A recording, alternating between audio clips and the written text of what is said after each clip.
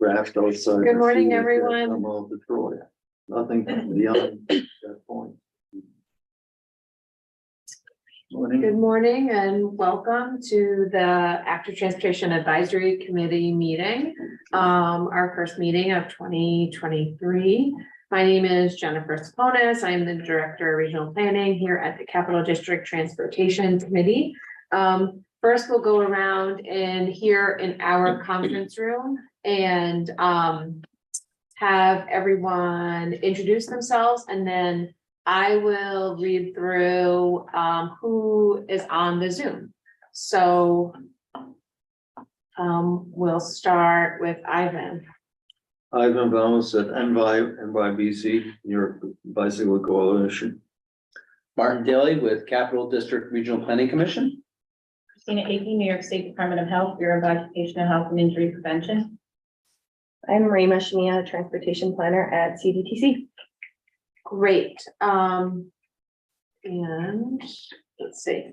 Okay, so on the Zoom, I have Chris Alfonso from Department of Health, Peter Knudsen from Schenectady County, Tom Hoke from the YMCA of Kingston and Ulster County, Alexander Barr from Saratoga County Department of Health, Dave Wooden from the town of Waterford, Ed Brennan from Albany Bicycle Coalition, Kathleen Bell from EPA Region 2, Mike Dutre from Saratoga Springs, Valerie Dean from New York State DOT, Dennis Gaffney from the City of Albany, Charles Welch from the Albany County Department of Health, and Lindsay Brett from CDTA. Did I miss anyone? Okay.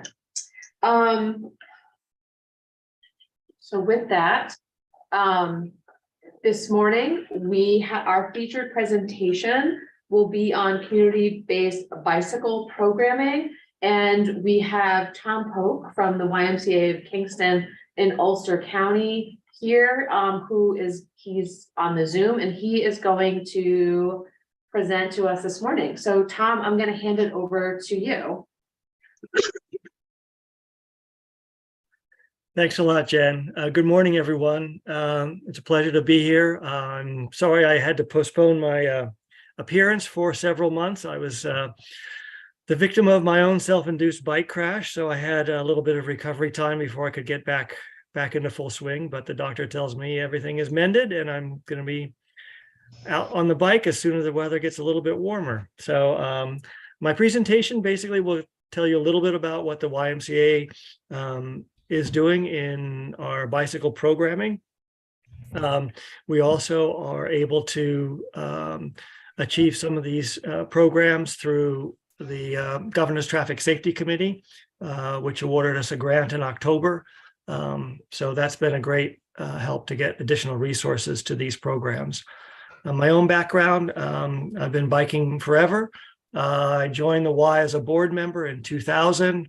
I became involved actively with bicycle programming, creating the program in 2010, and have been there ever since, part volunteer, part employee, depending on our funding streams.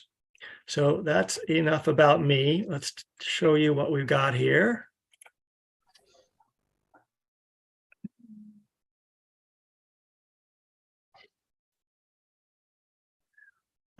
So here we are this morning. A little bit about the why, as soon as I can get my page to move. The YMCA is a worldwide organization. We have branches or associations in many countries, and the overall mission is to include as many people as possible, build character, respond to community needs, and mind, spirit, and body.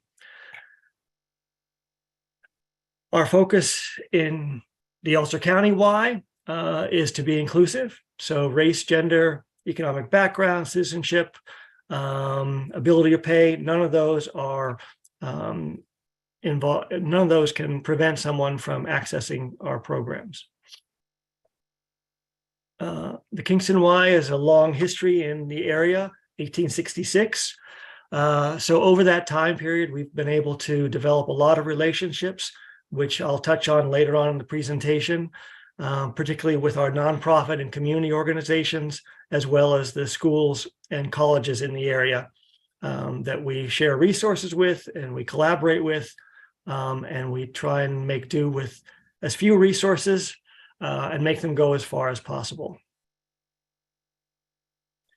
So here's the outline of the programs we offer currently.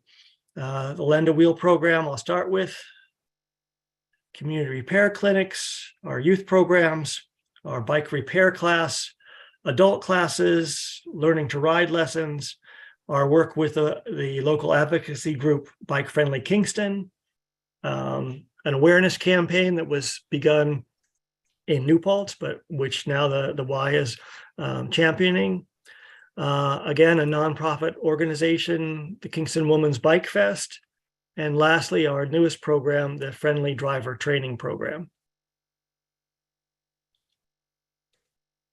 So our Lend a Wheel program started in 2014. It began with a donation of bicycles from a local utility. They had been using them as a training vehicle for their workers. So when we got donated bikes, I had to figure out what to do with them. One use was for our youth programs, but then I felt that some of the bikes were not suitable for our youth. So we decided to see if there was demand in the community for used bicycles that people would be able to use to get around town, to go to work, doctor's appointments, shopping. And lo and behold, there was a great untapped demand for basic transportation. So since that startup, we've had over 1,000 bicycles repaired and put back on the road. We have a waiting list from anywhere between 10 and 40 people. And we continue to get donations from individuals, organizations, and we get support from the local bike shops as well. So we provide not only the bicycle, but we also are able to offer helmets, bike locks, safety vests, and lights if the individual would like any of those additional items. And I'm very much pushing all the safety items, although of course we cannot force someone to take a helmet or take a vest. But it's most important when I give out the bicycle, I talk about bicycle security, so encouraging them to use the lock, to lock it up, to get it registered with the local police department, but also how to be responsible riders and how to be defensive drivers on their bicycle. So a little bit of education with every bike. Our programs under Lend a Wheel include our community bike clinics. So these are held outdoors at the YMCA in our parking lot during the warmer months. And we have a great group of volunteers. Some of them are not mechanically inclined, so they help with the registration process and guiding the members of the public who come to the clinic to get ready, get in line for their repair work. All these folks you see in the picture are volunteers. Some of them are very, very talented and can do major repairs. Others are basically learning how to fix bikes at our clinic. So we've had several people progressively learn more, and now we're able to do more at the clinics. So it's a very much a two-way street. The volunteers learn as they repair, and the community members who come to the clinics either get a repaired bike, and if it's something that we cannot fix, either because of lack of skill or lack of parts, we can at least diagnose the problem for them. So we know what's going wrong, and they could take it to a bike shop to get the commercial bike shop to do the repair work. We also are in collaboration with the Repair Cafe of the Hudson Valley. This organization has been going for quite a while, as far as I know, and we were approached about 4 years ago if we wanted to join their events. So the Repair Cafe basically has individuals, they call them coaches, who assemble at a given location, usually a church, and they are there to repair household items. So there are electricians, there are people with sewing machines, there's a welder, and so we added the bicycle component, and we've had very much a very successful cooperation with them. And our next one with the Repair Cafe will be this coming Saturday, as a matter of fact. So we try and get out in the community all through the year, even in the cold winter months.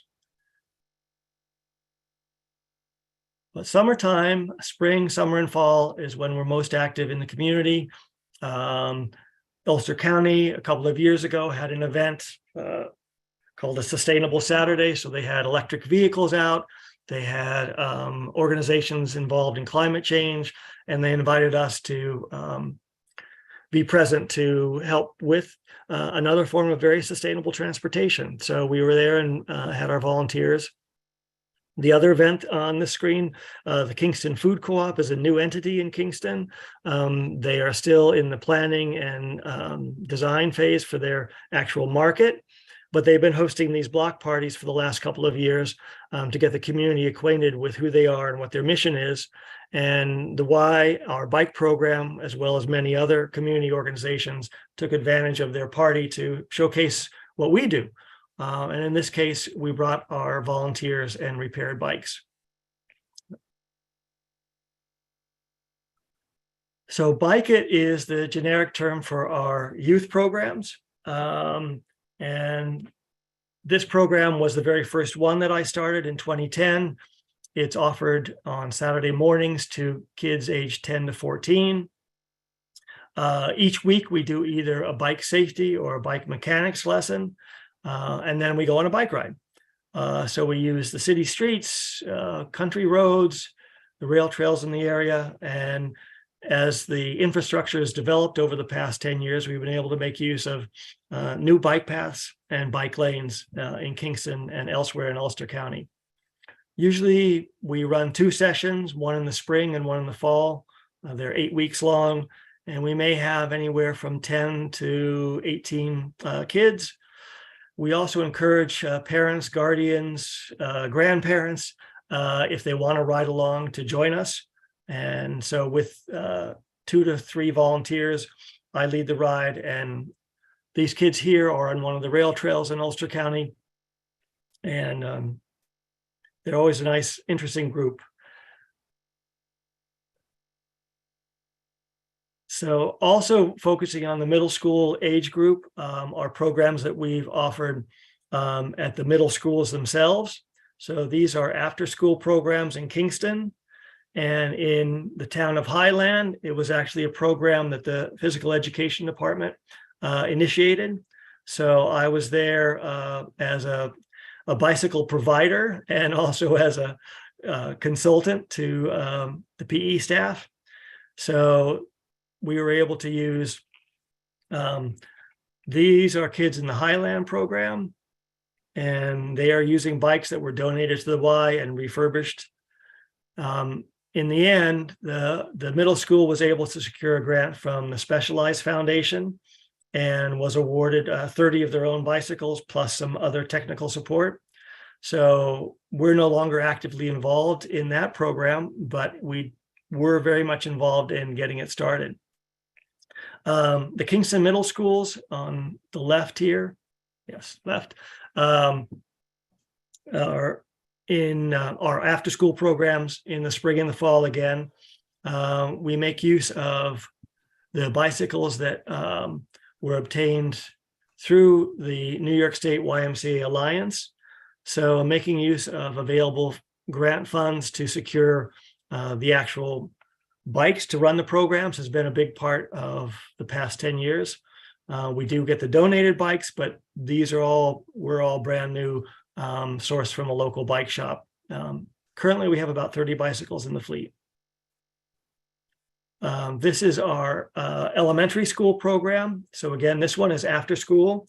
The Bike It curriculum remains the same core, although we don't do as much mechanical work, and we have a limited amount of time with the youth. So there are 2 community centers that are run by the city of Kingston. And these are mainly in low income areas. So we're serving kids who are from economically challenged backgrounds. They're in neighborhoods that are not conducive to outdoor play.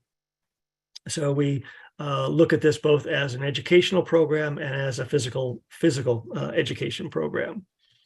The bikes for this program were obtained through a separate grant that the Cornell Cooperative Organization secured through the Department of Health.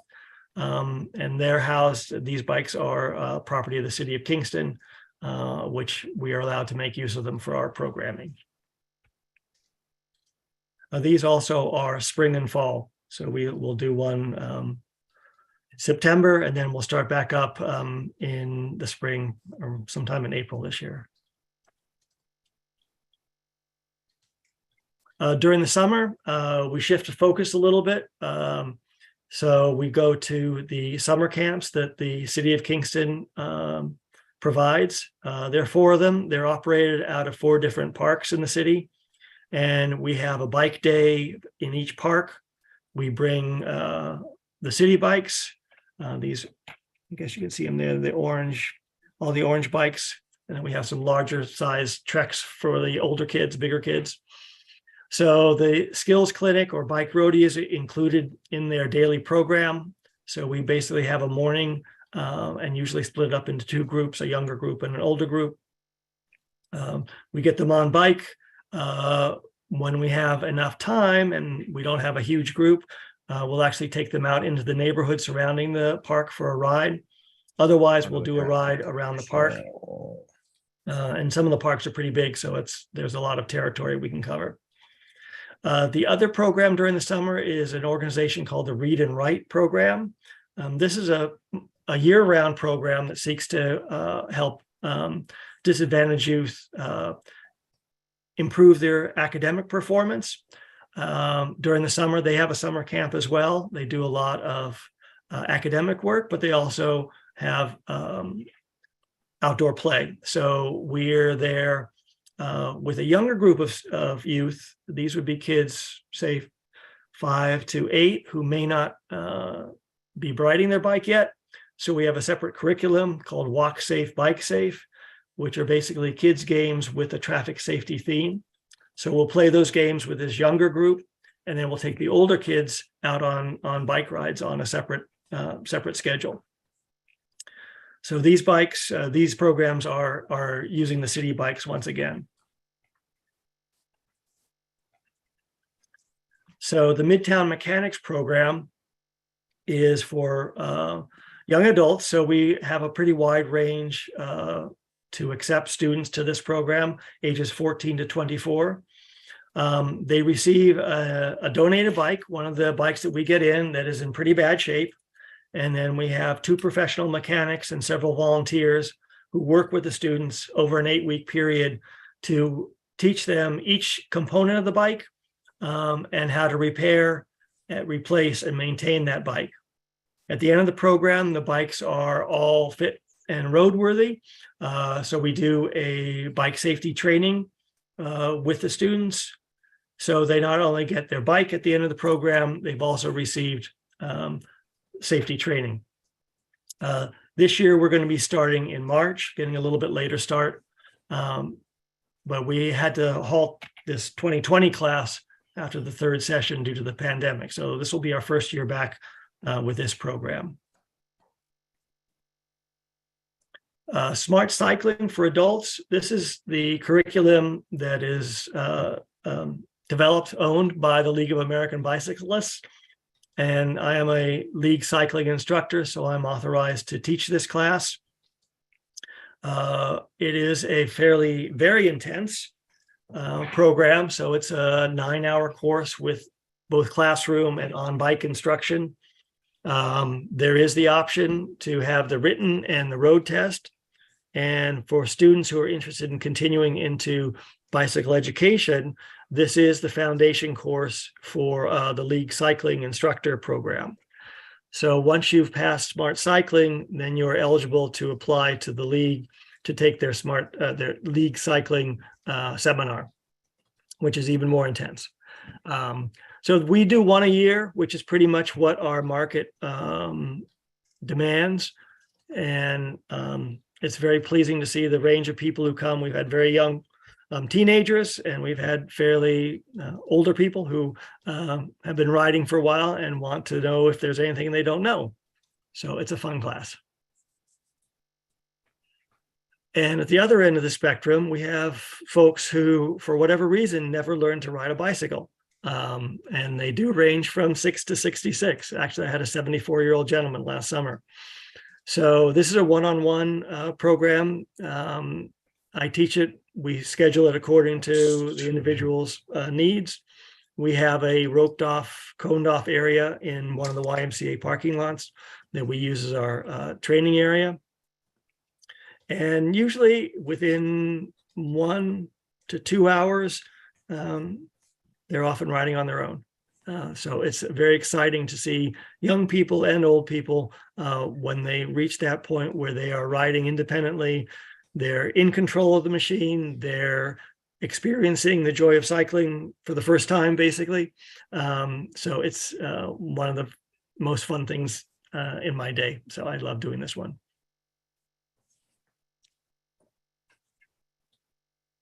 So Bike Friendly Kingston is our local advocacy group. It's a very loose, informal network, really. Basically tied together by the website and the Facebook group. So a couple of the things that Bike Friendly Kingston does is the slow ride. So the bottom picture, during the summer, volunteer ride leaders will organize or take a group out. And usually it's a very, well, it is a slow ride. So there aren't any fast riders, I guess you would call them. We're looking for a group that, you know, maybe is new to Kingston or new to cycling and wants to find out, you know, where things are, where they can ride, who they can ride with. So each week, a ride leader will get a group out and they'll go on a route of their choosing. Usually within the city limits, but sometimes people would like to go a little bit further. So those are pretty popular. We do get several people who start once and then they keep coming all summer long. And then we see people once or twice and we never see them again. So it's interesting. It's kind of a nice introduction. And sometimes that's all people need before they start exploring on their own. The top picture shows an event that we participate in December each year. The Uptown Business Association has an outdoor festival called the Snowflake Festival, where they close down one of the main streets and they have a variety of performers, activities. And one of the activities is a bike raffle where the merchants donate anywhere from 18 to 24 bicycles. And they are raffled out through agencies such as the YMCA, the Boys and Girls Club, the city community centers to underserved children. So the merchants supply the bikes, we supply the helmets and locks and other safety gear. And at the day of the event, we have our volunteers there actually connecting the kids who won the bikes with helmets and providing their caregivers information and education as well about how their child or their the person they're responsible for can be safe on their bike. So the Expect a Bike campaign was launched in 2017, I want to say. And unfortunately, it was launched due to a crash that involved a very serious injury to a woman in New Paltz.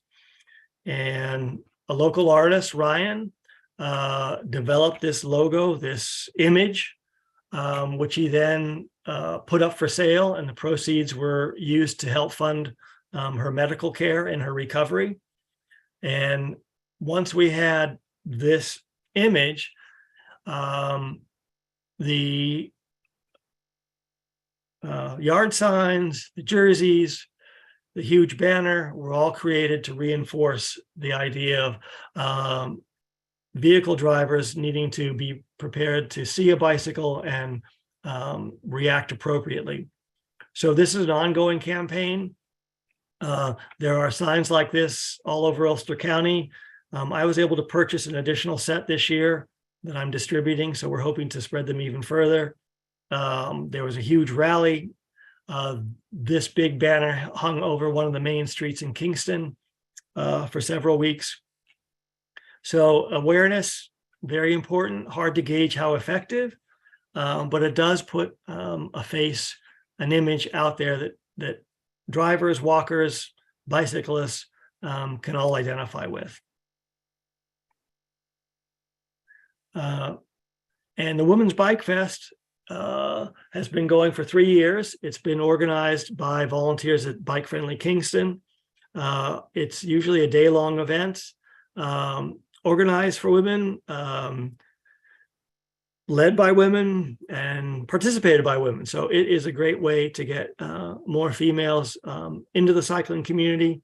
So there's a repair clinic, there's educational sessions, there is discussion about safe riding and issues that the organizing committee feels are important for women to know about. So this year, I don't know when it's going to be. It's usually in Bike Month in May, sometimes in June, depending on the schedule.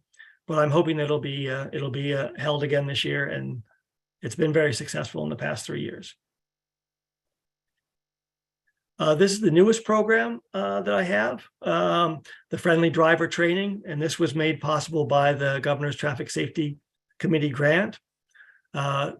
We focus on professional drivers, and our first group will be Ulster County employees. So our aim is to educate them and inform them about how bicycle riders and people on foot use the roadways in the way that they do, and how they can be safer and better drivers with that knowledge. So it's about an hour and a half. It's a PowerPoint, and these topics include how crashes happen, what are the rules for the road, and in particular, what are the rules for the road for bicyclists that motorized drivers may not know. So if a truck driver, for instance, doesn't think that a bicycle should or is entitled to ride on a public road, this is one of the myths that we dispel when we go through the vehicle and traffic law and talk about who's right, what the rights and responsibilities are for each user of the road.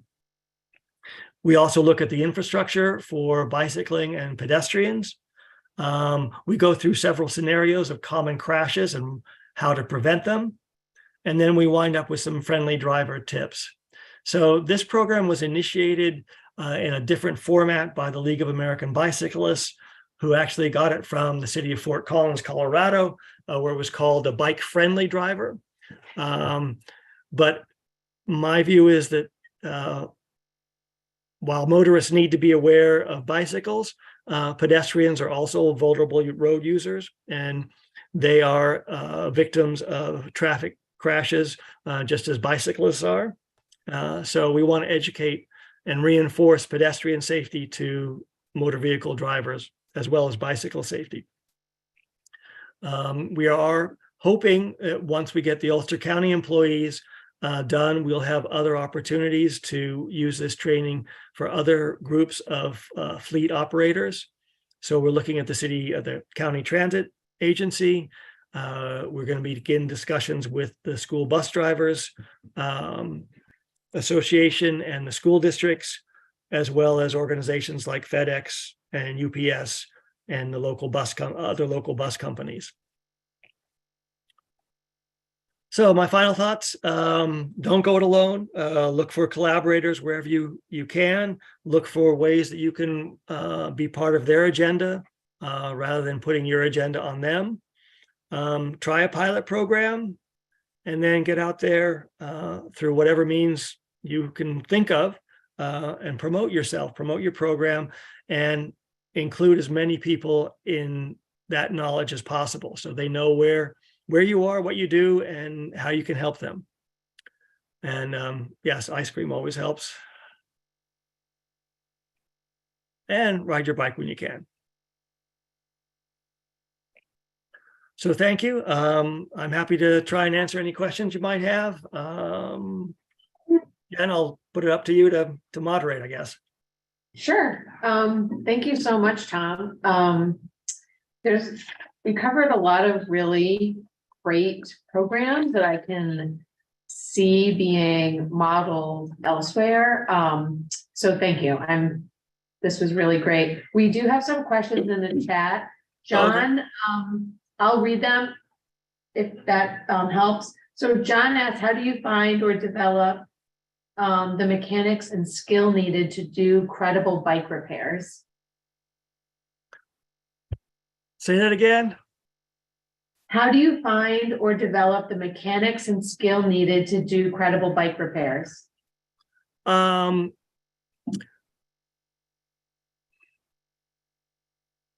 Well, I guess the outreach through Bike Friendly Kingston is one avenue. So I put out a call for volunteers on the Facebook page.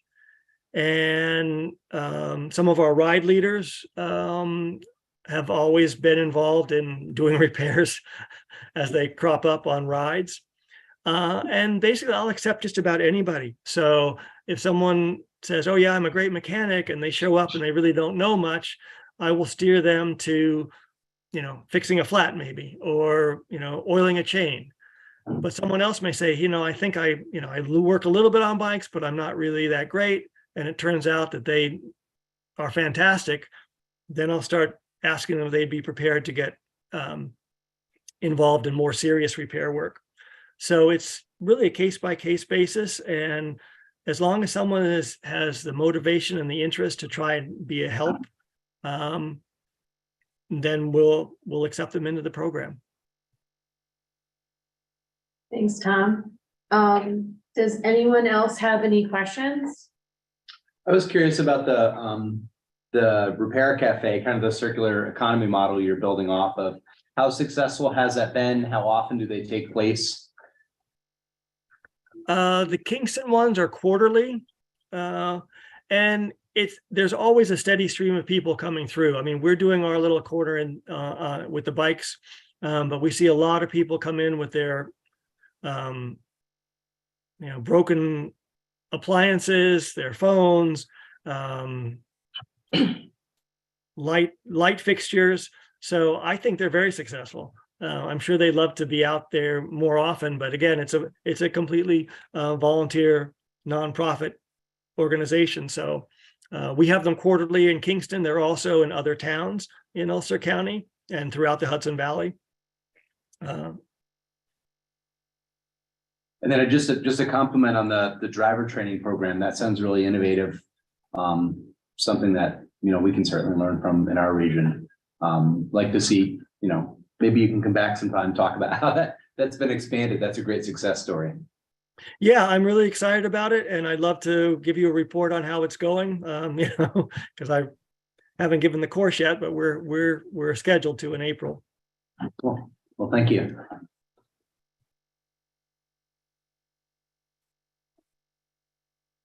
Does anyone on Zoom have a question? You can unmute or raise your hand or put it in the chat. Tom, lots of compliments in the chat on your presentation. Thank you very much. Glad I had this opportunity, and oops. We have a question. Go ahead, Rima. Hi, Tom. It's Rima. We met last year at the Walk Bike New York in Rochester. It's good to see you again. I had a question about, and thank you for coming in and presenting to our region. I'm so happy you were able to make it, and I'm glad that you're on the mend. Really happy to see that you're on the mend. Seeing your presentation and all of these really great programs, getting people out, teaching them about safety and, how to ride their bikes and how to maintain their bikes and getting them into, bike riding. And I've been to Kingston and Ulster counties before, but I'm not, intimately familiar with them. So I don't have a good sense of the infrastructure that's available in those communities. So when I'm thinking about, hearing about all these great sort of encouragement and education programs, I was thinking about, you know, is there, to what extent is there, is the infrastructure for bicycling built out? Or like what's going on the ground in terms of the infrastructure? Like the degree of sort of bike friendliness of the infrastructure that people are engaging with sort of on the ground with, you know, on their bikes. Is there, you know, because there's all these great programs and efforts going into getting people on their bikes, getting out there into the community on their bikes. Is there sort of a complementary effort to make the built environment more bike friendly? Is it already, you know, is there already a good progress in it being bike friendly? Like, is there a lot of, you know, bike lanes, you know, stuff going on already? Like, can you speak to that? Like, is there, Oh, sure. what's going on with that? Okay. Well, it's never enough, number course. one. So, but there has been a construction boom in bike infrastructure in the city over the past 5 years.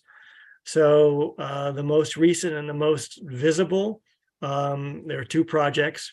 One is the construction of a two-way cycle track on a section of Broadway, which was given a road diet.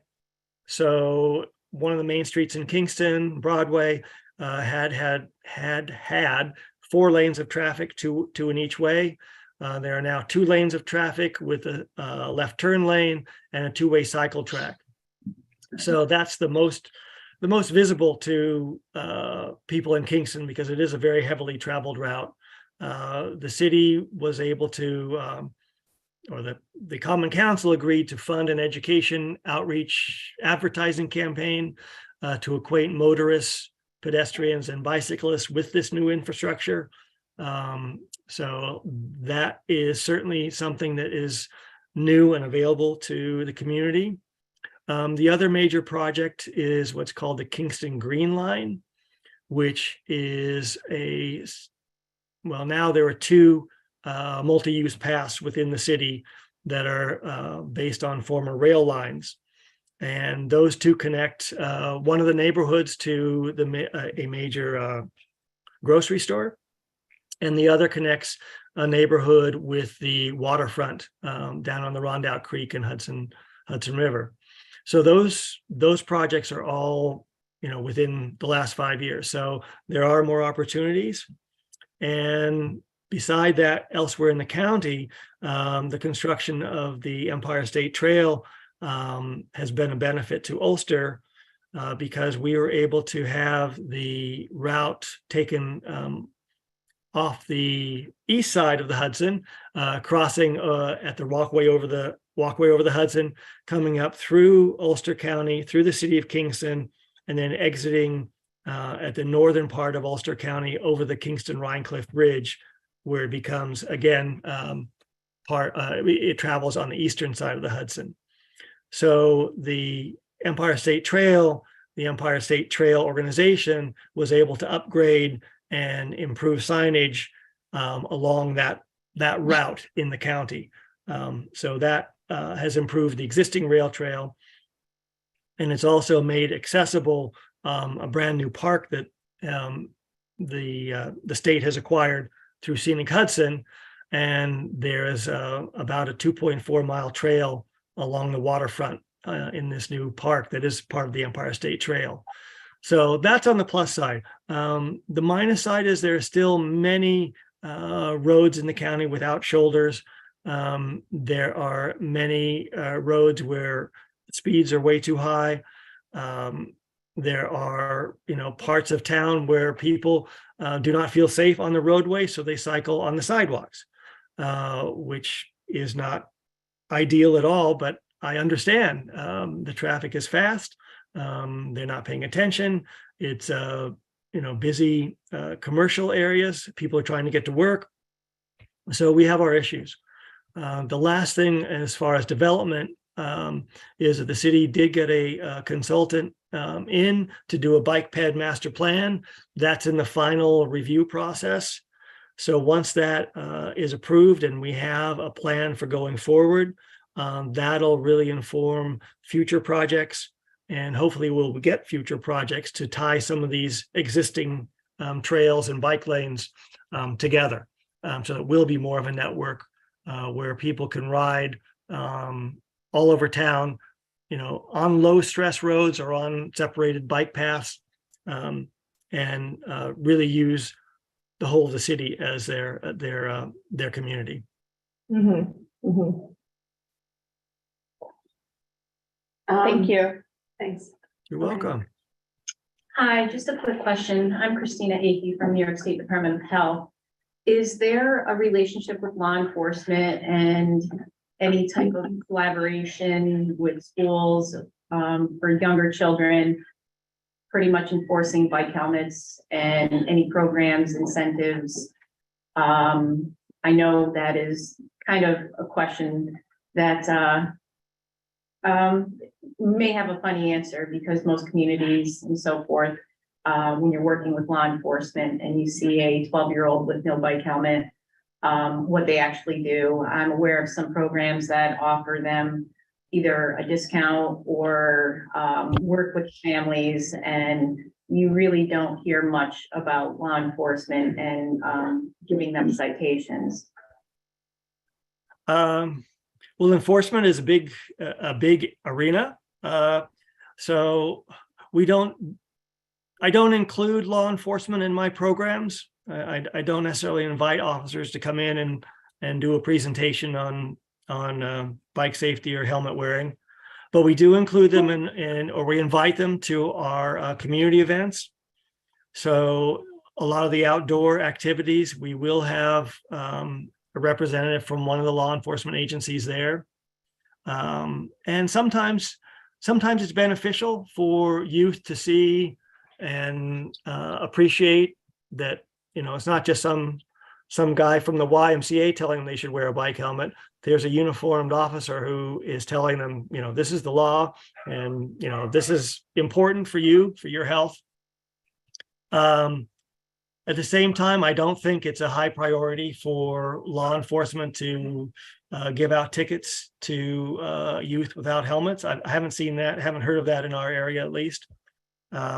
We have talked about trying to get an incentive program where the officers could give out, say, a coupon for an ice cream at Stewart's if they see them wearing a helmet. I know that's like one of those long-standing ideas that people have implemented from time to time, but we've never done it. So I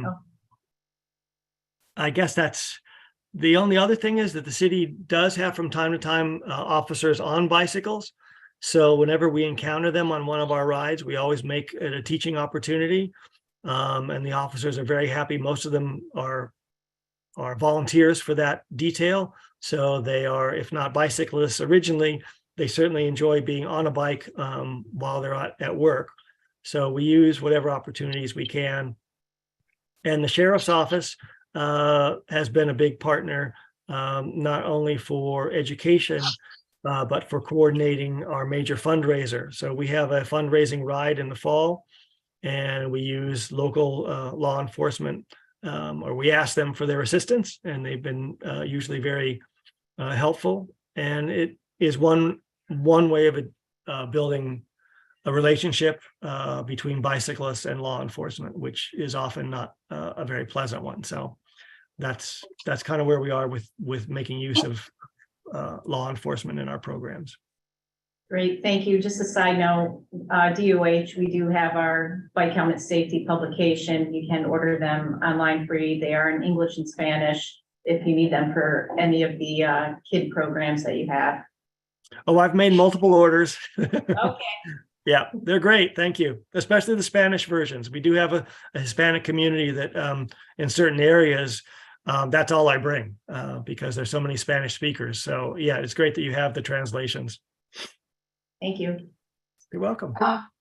So there's two more questions in the chat, and then we'll wrap this up. Tom, I know you've given us a lot of your time this morning. Dennis asked how the YMCA decided to commit to bikes through your position, and if there are YMCAs elsewhere that do similar programming. So how the program got started is a personal story. So in 2010, I'd been on the YMCA Board of Directors for about 10 years. And I was feeling kind of burnt out, feeling like, I pretty much had served and contributed as much as I could. So I talked to the executive director and I said, I'm going to resign. It's been great, but I really want to have some new blood come in. I'm kind of feeling burnt out. And he said, well, okay, Tom, before you do that, I want you to go home tonight and think about something for me. And I said, okay. He said, well, think of something that you were passionate about and how it might relate to the YMCA's mission. So I thought, I never really considered my own personal passions. I was there sort of to help the Y do its thing. So I did as he said. I went home, thought about it, came back the next day, and I said, I'm really concerned that I don't see kids on bikes anymore. Growing up, everyone was on a bicycle. People biked to school. We biked to our friend's house. And I just don't see that happening anymore. And he said, well, what do you want to do about it? So I said, well, I think we could do some kind of youth program and get kids on bikes. And he said, well, fine. Give me a proposal and we'll go with it. So that was how the program actually got started. And it was, again, there was no money involved. It was all volunteers. So myself, other board members, and then other cyclists that I knew. And our first program, we had 5 kids. So it took a while to get the word out that this was a thing. And over the years, through our fundraisers, through various grants, we were able to improve the fleet, expand our purchase of safety gear, do more events. So it was a very organic process. I wouldn't say that, 10 years ago, I would have envisaged what the program became. And I think the commitment of the Y leadership has been very strong.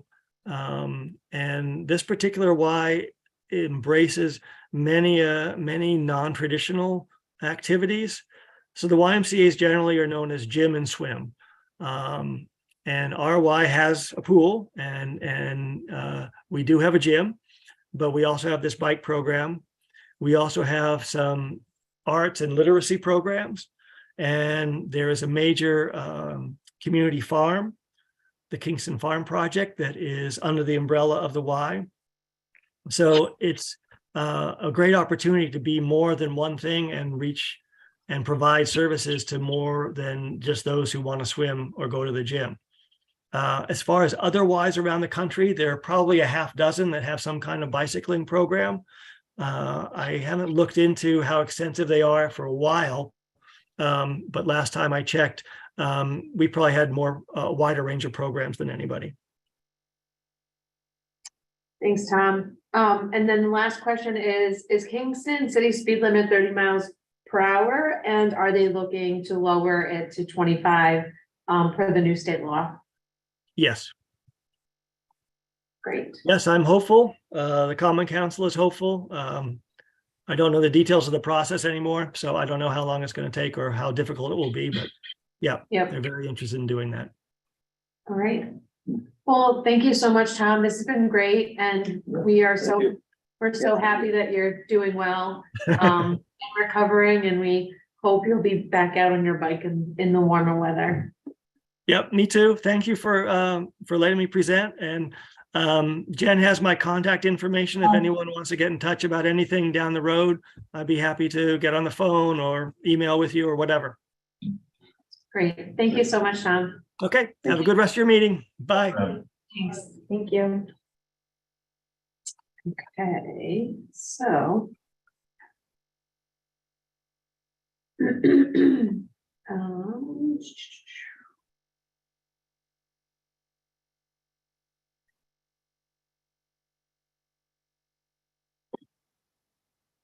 Okay. Can everyone see my screen?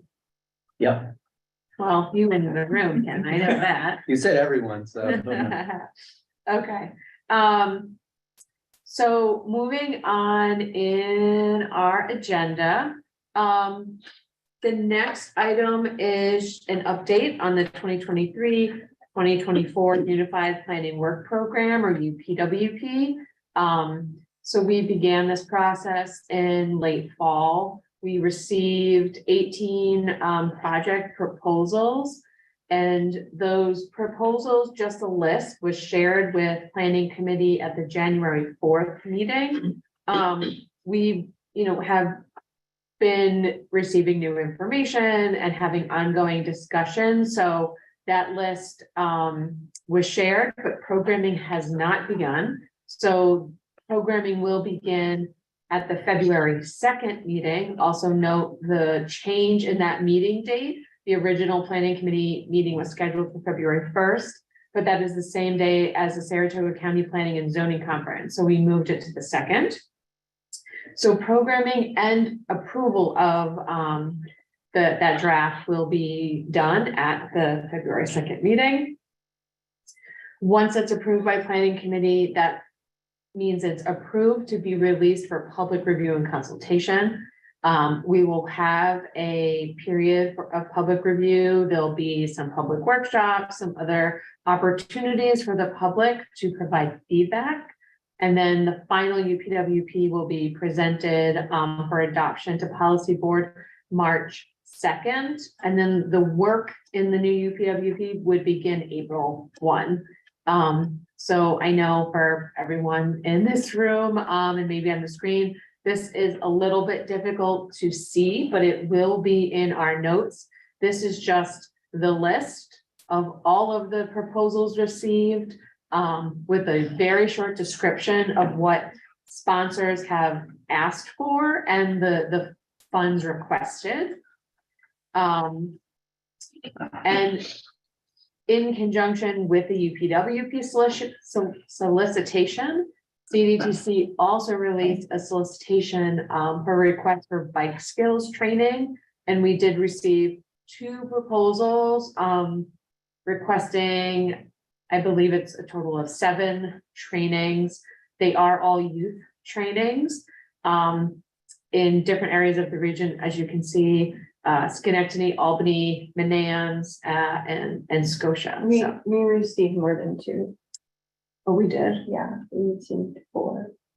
Okay, so there are additional. Yeah, there was a total of 10 trainings requested. There was another one in, there were 2 more in the city of Schenectady at elementary schools. Okay. So 2 in one elementary school at Woodlawn Elementary in the Woodlawn neighborhood, and another one in at MLK Elementary School. So there was a total of 10 trainings requested. So So I'll, four sponsors. okay, so I'll update this table before it goes out. The next agenda item is trail planning. So we have discussed kind of the shift in how the Empire State Trail is being managed and the partnership between Parks and Trails New York and the Office of Parks, Recreation and Historic Preservation. There's going to actually be a New Visions Virtual Learning Series webinar next Tuesday on trail development in the region. And we're going to have Chris Morris from OPRHP present, as well as Jason Kemper from Saratoga County there to talk about tools that they've used to encourage trail network development and working on getting Chris to our meetings to present also on some of the updates that are going on at the state level in trail development, because I think there's a lot going on that people would be interested in. There was recently a report released on the trail counts conducted on the Albany Hudson Electric Trail. So I can also include a copy of that report in our notes. But as you can see, very, typical use throughout the year, and the hourly patterns also very similar to our other trails. Good numbers as far as annual use.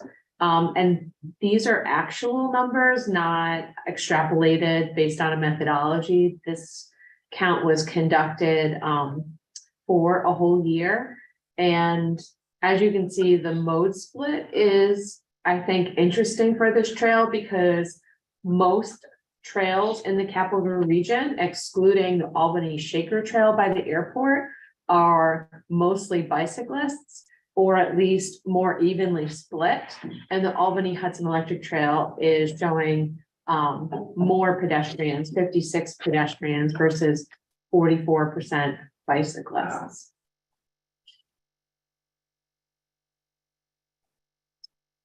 The CDTC, CDRPC Technical Assistance Program, we discuss this, mention this program each month. And we accepted new project proposals through our UPWP solicitation. So we are temporarily closing, we're temporarily not accepting new requests for technical assistance, but it will be reopened again when the new UPWP is adopted. So if your community has a technical assistance project that they're thinking about, they are definitely welcome to reach out and have a discussion about it. But we are on hold and not able to take action for a few more months. Just a reminder that CDTC continues to update the webpage related to programs of the bipartisan infrastructure law. CDTC did coordinate with a number of communities in the region to submit a Safe Streets for All grant, and we are hoping to hear back from USDOT very soon about the status of that, and if we will receive that grant, and if that will be part of our work plan next year. And the Metropolitan Transportation Plan, which we refer to as New Visions, we are, I know it always seems like we either just updated it or we're about to update it. And we anticipate having a new Metropolitan Transportation Plan in 2025. September 2025 is when we need to adopt a new long-range plan. So we are beginning the work to update that. We will be beginning outreach in 2023 through 2024 and really starting the writing and development of this plan in 2024. So stay tuned for more information about that. We'll continue to have monthly virtual workshops, our virtual learning series. Next Tuesday, again, we'll have a webinar that focuses on new tools for advancing a vision for a regional trail network. So kind of taking inventory of what we've accomplished since adopting the Capital District Trails Plan and how communities are working to implement that plan and expand the network.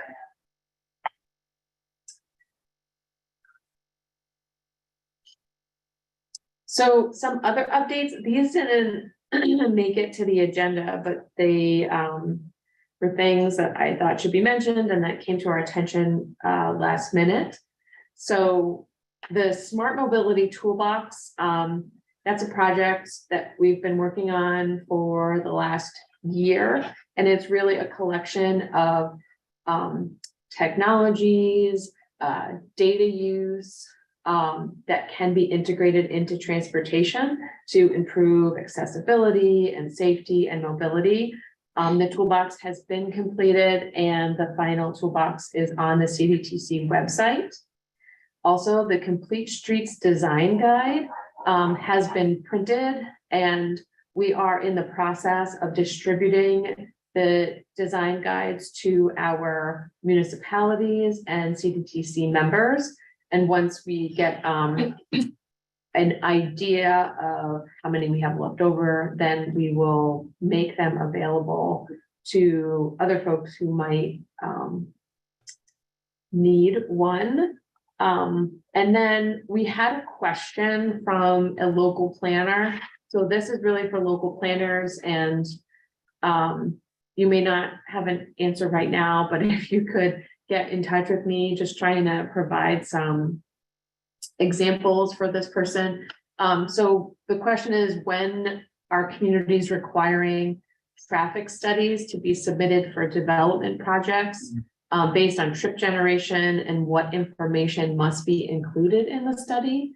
So if your community has this in your zoning, or in code, please, if you could send that to me, that would be really great, because this is something that some communities are. I'm sure Albany has a method by which they apply that requirement. See where it is in the code. Okay. May have to do with square footage or Yeah, some other element of a redevelopment project. yeah, so like, what are those thresholds, and criteria? As far as studies are concerned, I had attended via Zoom the new state Safe Roads program, 5-year program that they're starting to update. There was the last one 6 years ago, actually, but the whole issue of what the COVID years actually meant was not impressively covered, in my opinion. It's a little bit of a blur as to why it increases some types of accidents, it decreases other types of accidents. And there is no basic information as to exactly how many people are walking, how many people are bicycling. Even the walking to work, which used to come with the 10-year census, is rather vague and not well timed from the perspective of the COVID years. So getting real numbers to, you have numbers regarding, we have numbers regarding crashes and numbers regarding fatalities. To my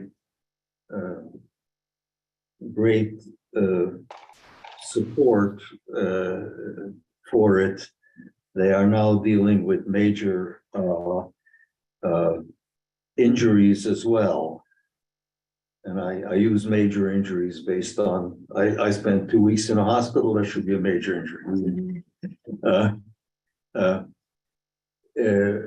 But how do you determine the minor injuries? I got a skinned knee, or my grandson got a skinned knee, versus having to Serious spend injuries. time in the hospital admitted, and that puts you into that category. That issue was discussed, and the health department does have data along these routes, and particularly the injury numbers are so large in comparison to fatalities that you actually can statistically work with them. So it's something that in data system, the state should do better, the nation should do better, and perhaps something can be done, or keep an eye on whatever they wind up doing.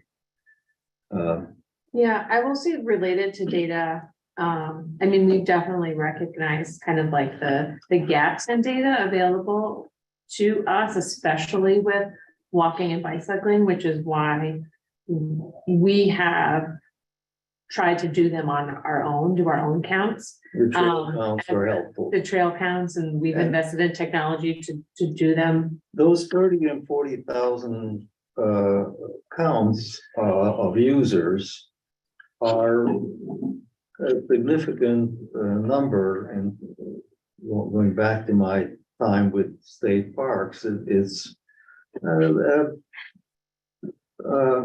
medium, relatively smaller size of park or a set of golf courses will generate those sorts of numbers. It's not a small amount. It's not a trivial amount of use. Yeah. And also related to the data, we recently have gotten access to some big data sources that we're still looking at and exploring and validating to see if they are useful and accurate as far as walking and bicycling. So I think that, that was the impetus for the National Bicycle and Pedestrian Documentation Project, is that there's so little walking and bicycling data. And the census data isn't sufficient, and it doesn't cover all types of trips, mostly just commute trips. So that is, I understand the frustration with that, and also related to the statewide safety plan.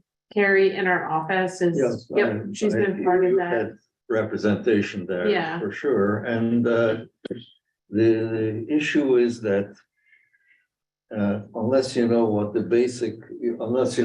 vehicle miles are being traveled, it doesn't make much sense to just look at how many crashes are within that. Mhm. If you're getting more miles, you may get more crashes, Right. most likely.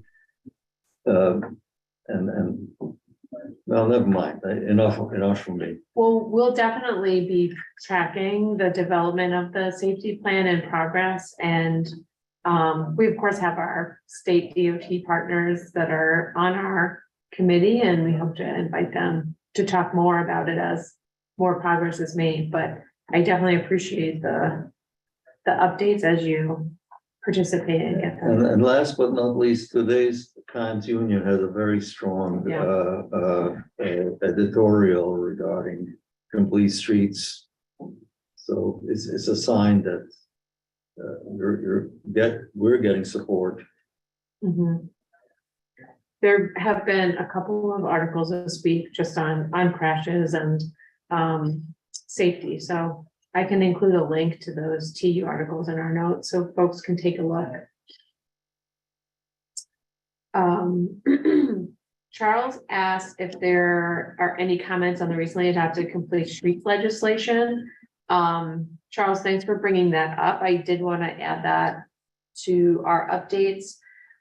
Just like the speed legislation, we are still waiting to better understand what the objective of that legislation is. How we interpret it is that it is requiring New York State to increase their share in local projects that help implement complete streets. So currently, I believe, if a project is on the tip on the federal program, it's a local project, and let's say it's a complete streets type of project, the funding is 80% federal, and then 10% local, and then other 10% is from other sources, including the state, and it's asking the state to increase the amount of their share on those projects to help offset the local share. So we're unsure how this is, what impact legislation will have, and how it's being interpreted. But we, again, are monitoring it, just like this speed limit legislation, so that we can provide guidance to communities and provide some tools to help them as they implement complete streets or decide to lower speed limits and make safety improvements.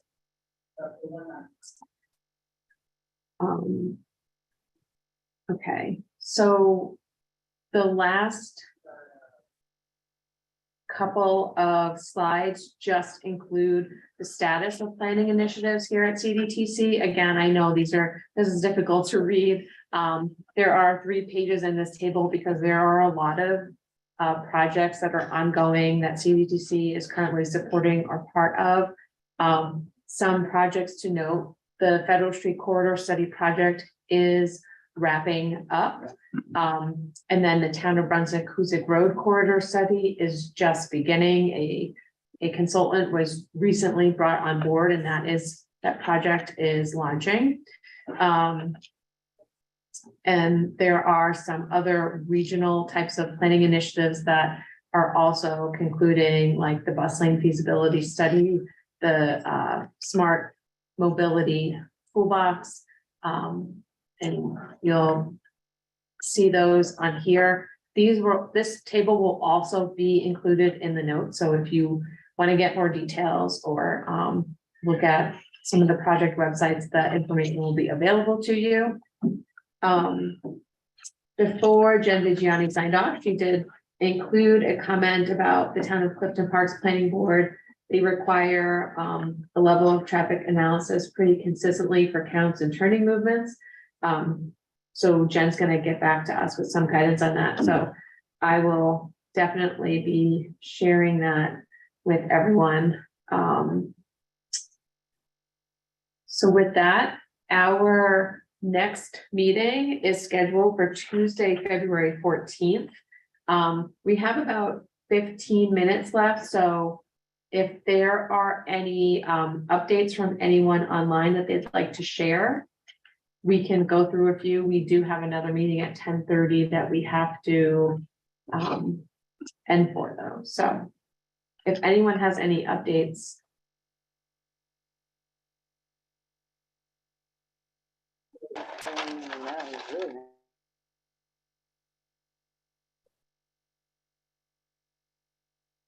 Anyone here have updates?